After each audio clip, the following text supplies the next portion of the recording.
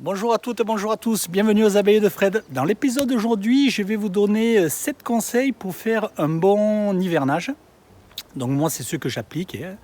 Et avant d'attaquer la vidéo, j'aimerais remercier tous les abonnés qui sont venus me voir lors de la fête de l'apiculture à Saint-Cana.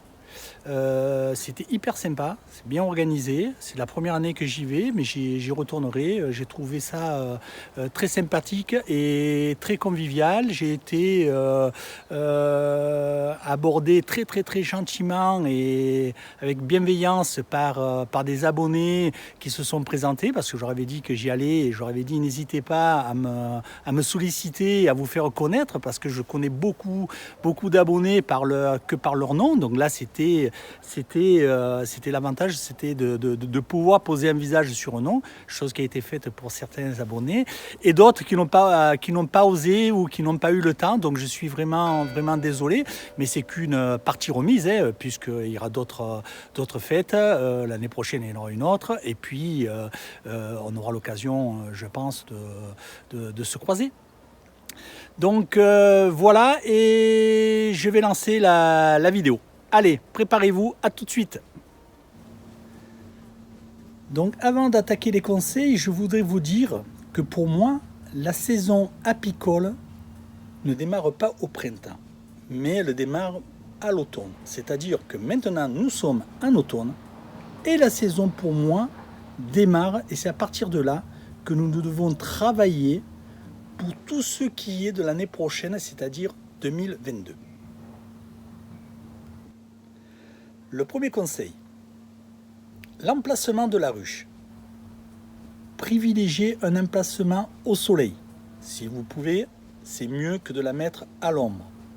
L'entrée de la ruche côté est ou côté sud, à vous de voir. Mais évitez le nord et évitez l'ouest. Le nord, souvent, vous avez du froid, il n'y a pas de soleil. Il faut savoir que les abeilles, c'est le soleil qui arrive sur la porte d'entrée qui les attire à sortir. Privilégiez sur votre terrain l'endroit qui est le plus au sec.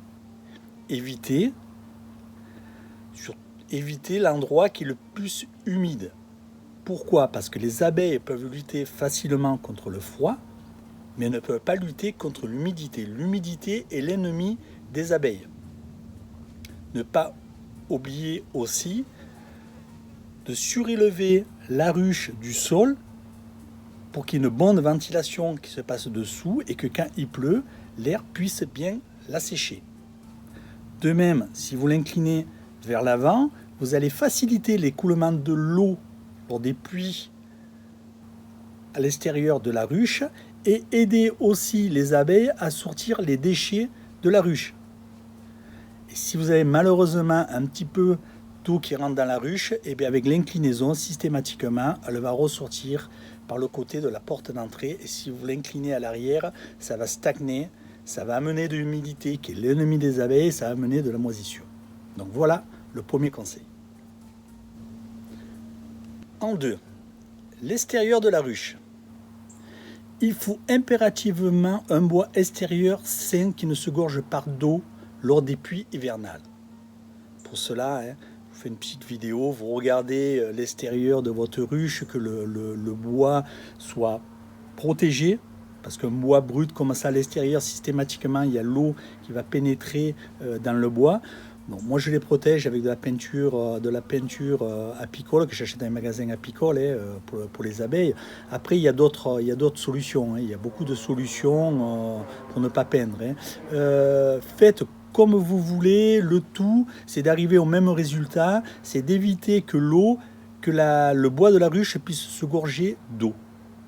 Parce qu'on revient toujours au même problème, l'eau est l'ennemi des abeilles.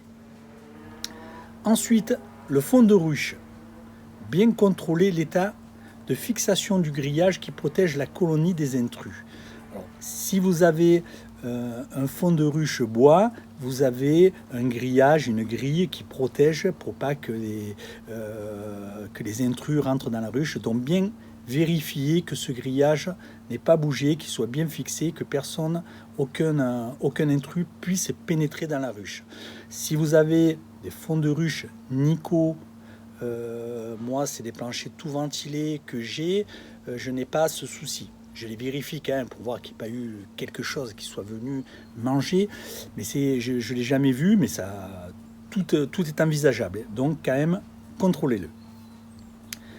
Ensuite, la porte ou la grille d'entrée. Chacun l'appelle comme il veut. Il y en a qui vont dire porte d'entrée, il y en a qui vont dire grille d'entrée, mais enfin, on parle de la même chose. Hein. Moi, je réduis l'entrée de la ruche déjà. Je commence par le début. Je mets des grilles, des portes d'entrée Nico vertes, anti-frelons asiatiques qui déjà réduisent l'entrée.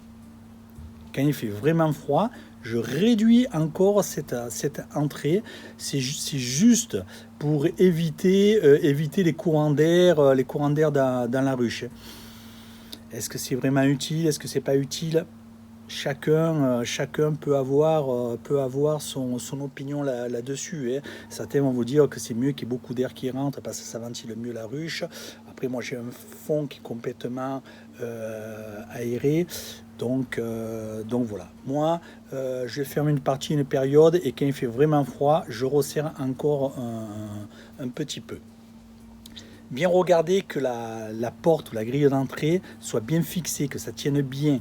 Pourquoi? C'est pour éviter aux rongeurs de venir s'introduire dans la ruche.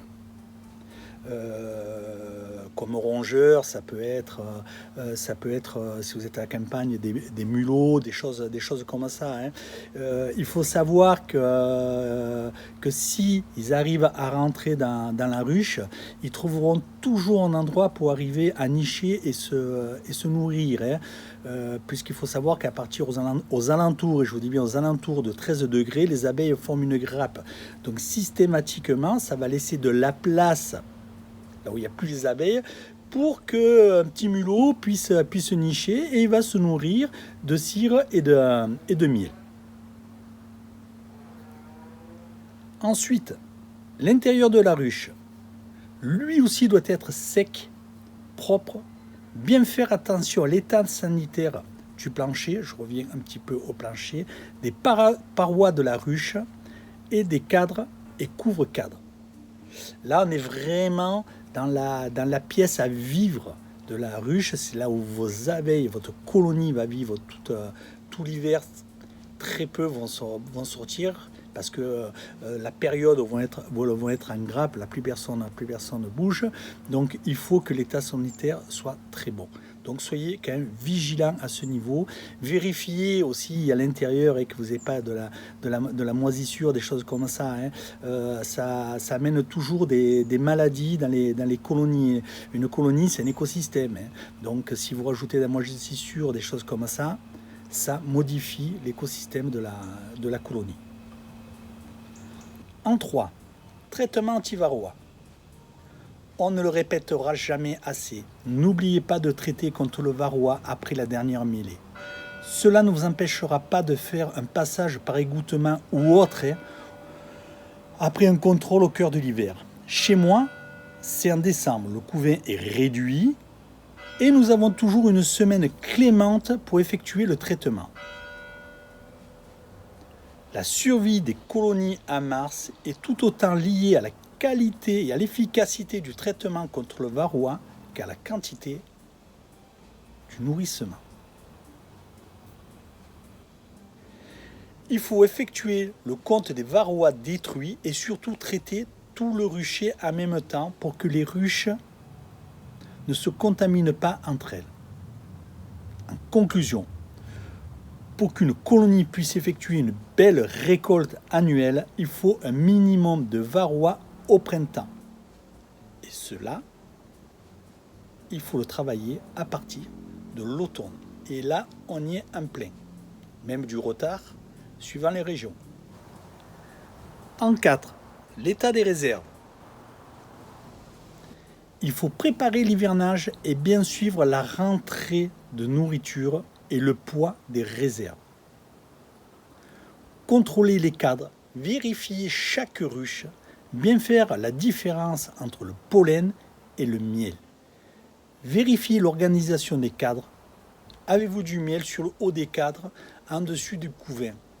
Je vous ai fait voir plusieurs fois dans des vidéos, hein, euh, que sur le haut des cadres, on doit retrouver sur les hauts des cadres là où on a du couvain. Donc ici, je prends, hop, écoutez, hop, je prends ça, cette partition, voilà, hop, je vous montre là-dessus. Si ici,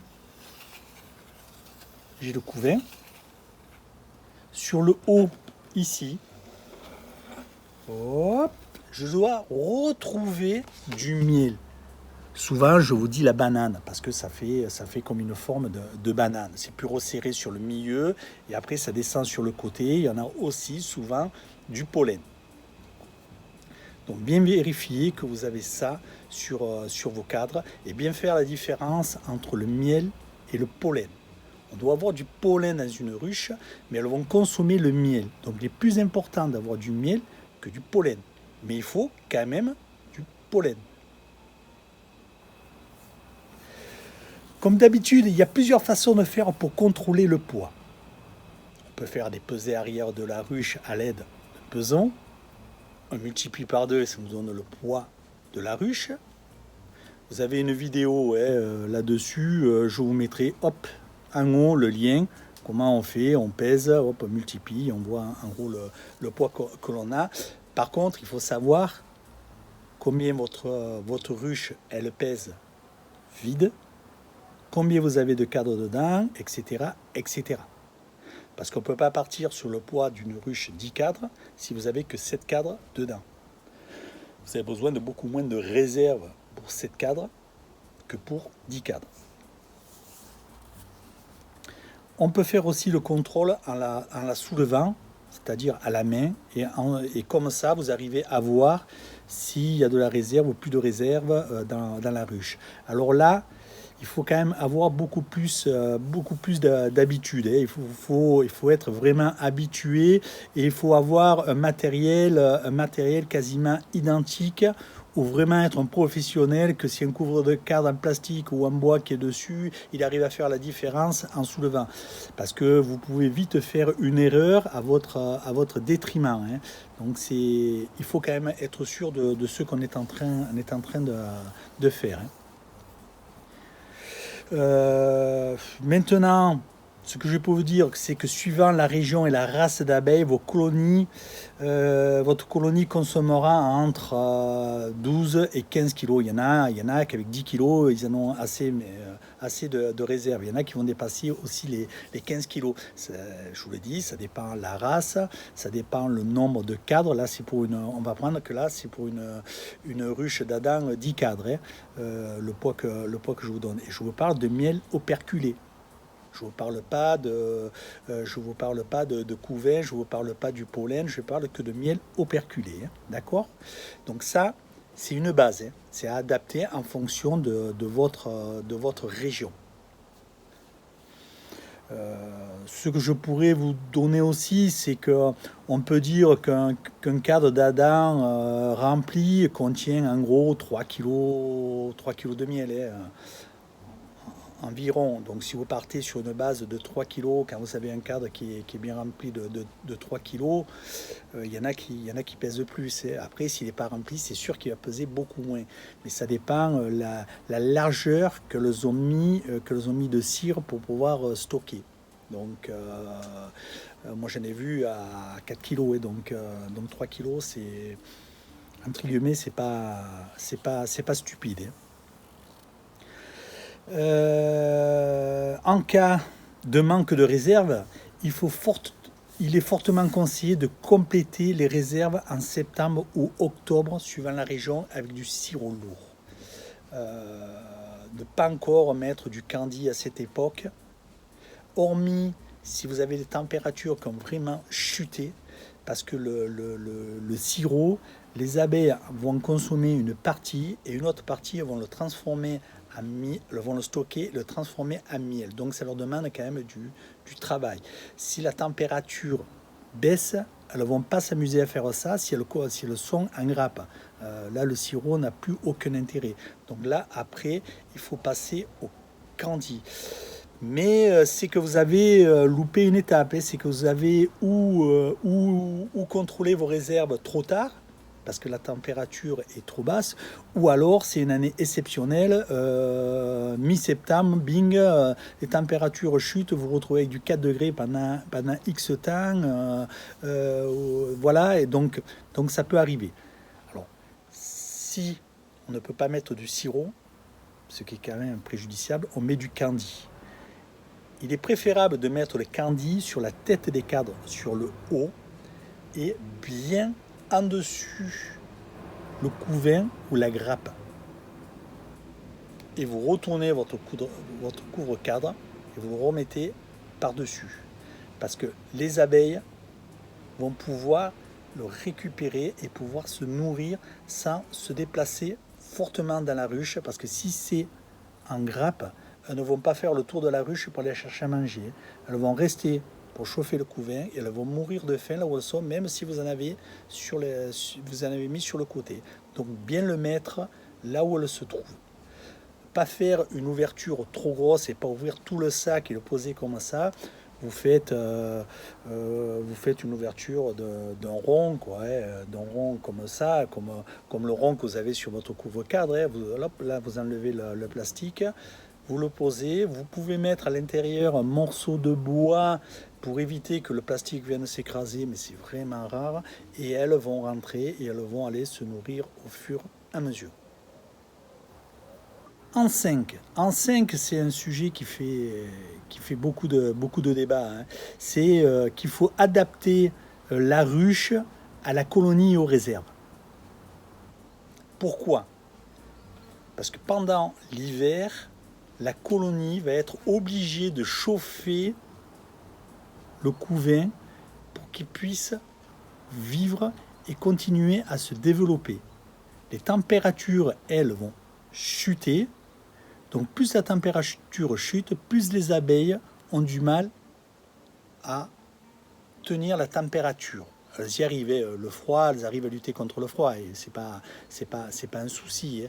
Mais quand je dis elles vont avoir de plus en plus de mal, c'est-à-dire que physiquement, elles vont le faire. Il y a, là-dessus, vous ne faites pas de soucis si vous avez un -8 ou un -10, elles ne vont pas mourir dans la ruche. Par contre, elles vont avoir besoin de beaucoup de réserves parce qu'elles vont dépenser beaucoup d'énergie, de calories. Donc c'est comme un moteur, hein. Plus vous l'utilisez fortement, plus il consomme. Les abeilles, c'est la même chose. Donc c'est pour ça qu'il faut arriver à adapter la ruche à la colonie. Si vous avez une ruche actuellement de 10 cadres, est-ce qu'il est nécessaire de la faire hiverner sur 10 cadres? Certains vont dire oui, moi j'hiverne toujours sur 10 cadres, ça marche très bien. Bien sûr, moi je l'ai fait, ça fonctionne. Ça fonctionne. Maintenant, je fais autrement, parce qu'en essayant d'autres techniques, des gens qui m'ont dit, ah ben moi je fais autrement, j'hiverne sur 8 cadres, sur 7 cadres, 6 cadres, 5 cadres, quoi. Hein. Chacun va vous donner sa propre mixture, hein, la propre façon qu'il fait, et ça fonctionne. Et moi, personnellement, je me suis rendu compte qu'en resserrant les colonies, on arrive à les faire sortir de l'hiver, c'est-à-dire en mars, plus fortes. Je suppose que ça vient qu'elles se sont, entre guillemets, économisées pour tenir au chaud la grappe. Elles ont eu plus de nourriture à disposition. L'année dernière, je n'ai pas nourri. J'ai pas mis 1 kilo de candy sur le rucher. On va me dire, ouais, mais c'était une année exceptionnelle. Non, nous, c'était pas une année exceptionnelle sur les températures. On a eu du froid, on a eu du chaud, on a eu de tout. Hein. Donc c'est que j'ai réduit. Elles se sont mieux comportées pour lutter contre le froid. Donc tout était adapté dans la ruche pour que ça fonctionne correctement. Hein. De même, moi, ce que je peux vous conseiller, c'est de ne pas hiverner. Des petites colonies sur 2 cadres, 3 cadres, c'est compliqué. Vous avez beaucoup de chances pour que cette colonie n'arrive pas à passer l'hiver. Je ne dis pas qu'elle ne peut pas passer l'hiver, hein, mais elle a plus de chances de mourir que de sortir de l'hiver. Donc si vous en avez 2, renforcez-les. Eh bien, il y a une reine, vous allez malheureusement la détruire. Ou si vous avez à côté des ruches qui sont sur 10 cadres, eh bien, vous récupérez 2 cadres d'une ruche, vous les mettez dans votre couvert, dans votre ruchette, au lieu d'être sur 3 cadres, elle va se retrouver sur 5 cadres. Là, elle peut passer l'hiver. Sur 5 cadres, ça doit passer l'hiver, hein, sans aucun souci.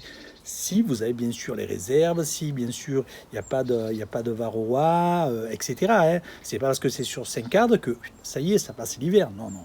C'est un petit peu plus compliqué que ça. Hein. Donc, bien vous assurer que la colonie soit assez forte pour pouvoir passer l'hiver.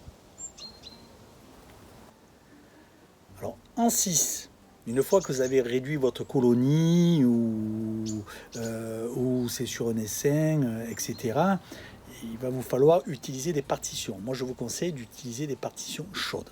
Donc après avoir sorti les cadres vides ou avec trop peu de miel, placez des partitions isolantes de chaque côté d'un dernier cadre de miel. C'est-à-dire que si vous avez 4 cadres qui vous font votre couvain, vous avez 2 cadres de miel, plus un troisième, vous êtes sur 7 cadres. Voilà, vous êtes sur 7 cadres. Vous pouvez le centrer, cette partie, vous pouvez le centrer au milieu de la ruche et mettre une partition de chaque côté. Ça, c'est le système, entre guillemets, de base. Moi, je ne fais pas de cette façon. Je mets qu'une partition. Je décale toute ma colonie, moins sur le côté sud, là où le soleil chauffe le plus, et je laisse le vide sur le côté nord.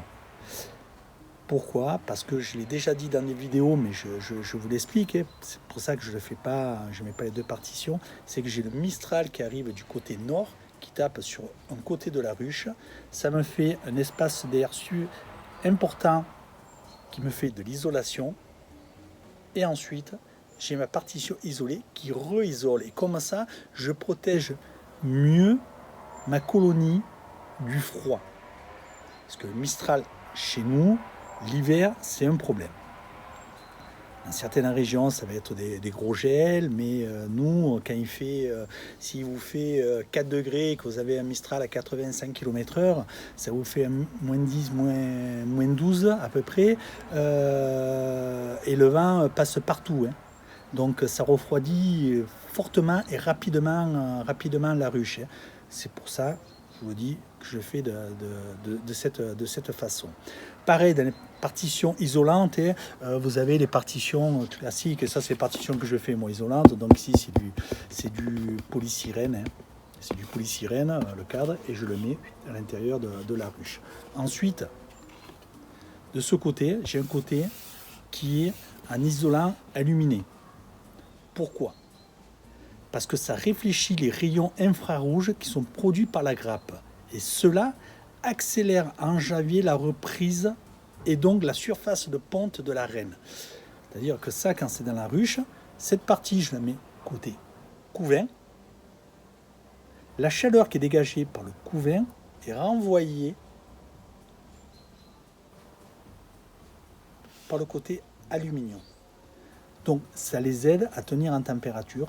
Ça reste plus facilement sur les températures élevées. Et de cette façon, la ruche restant plus chaude, la reine démarre plus rapidement sa ponte et la ruche démarre plus tôt.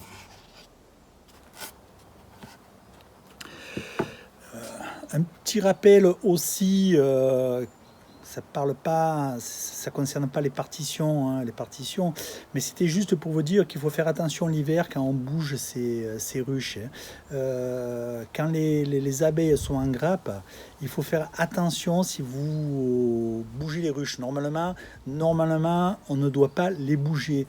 Mais si vous êtes dans l'obligation de les bouger, faites bien attention, ou si vous pouvez le faire quand la température est le plus élevée, parce que si elles sont en grappe, qu'elles tombent sur le fond, elles peuvent mourir de froid en tombant sur le fond de la ruche, pas pouvoir remonter sur la grappe. Donc, bien faire attention à cette partie. En 7, l'isolation du toit. Loin d'être un détail, l'isolation au niveau du toit est aussi très importante pour la ruche comme pour nous dans les maisons. Le gros de la déperdition de chaleur se fait par le haut. Il est préférable d'installer un isolant thermique sous le toit de chaque ruche. Donc, moi, j'utilise voilà, un toit normal, hein, c'est toit galvan. Et à l'intérieur, je mets ceci. Ceci, vous pouvez l'acheter directement dans les magasins à Picole. Il y a d'autres isolants de toit, il y a plusieurs modèles, hein. Moi, je mets celui-ci, d'autres mettent, ils sont plus épais, mais chacun trouvera son bonheur, hein.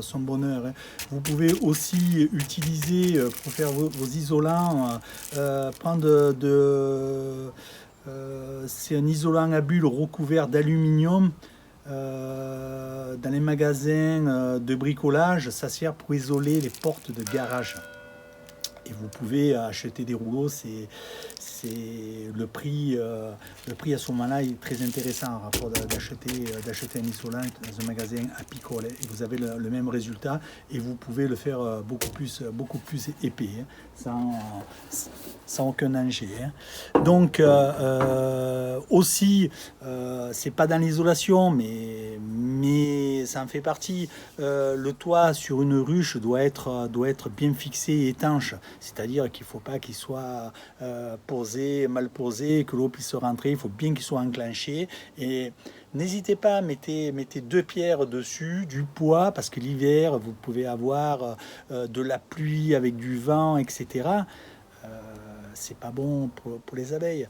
Il vaut mieux rajouter 2 pierres. Oui, quand vous y allez, les pierres vont vous gêner. Mais l'hiver, vous faites pas de visite. Les pierres ne gênent pas. C'est-à-dire que vous les mettez quand vous savez que vous n'allez plus les ouvrir, si vous voulez pas être embêté, et vous les retirez à la première visite, et après vous en mettez pas. Mais parce que l'hiver, si vous déplacez pas sur votre rucher et que vous avez le toit qui est parti, c'est souvent la mort de la maladie, excusez-moi, de la colonie, hein. Donc voilà, sur les 7 points que je voulais vous dire, c'est cela que moi je regarde. Après, on peut en rajouter beaucoup plus, hein. Ou certains apiculteurs vont en enlever en disant mais moi ça c'est du basique, je le sais, je le regarde pas. Mais ceci, c'est surtout une aide pour les nouveaux apiculteurs, pour pas qu'ils ne passent pas à côté du basique. Voilà. J'en ai pas parlé, mais c'est sûr qu'on hiverne une colonie où on est sûr qu'on a une reine qui pond, etc. On n'hiverne pas une colonie orpheline, mais ça, j'en parle pas, hein. Donc, ces 7 points, c'est pas des 7 points qui sont obligatoires, qui sont plus importants que d'autres. Moi, c'est les 7 points de base que je vous donnerai. Vous pouvez en rajouter, hein, bien sûr. Vous pouvez aussi en enlever, hein.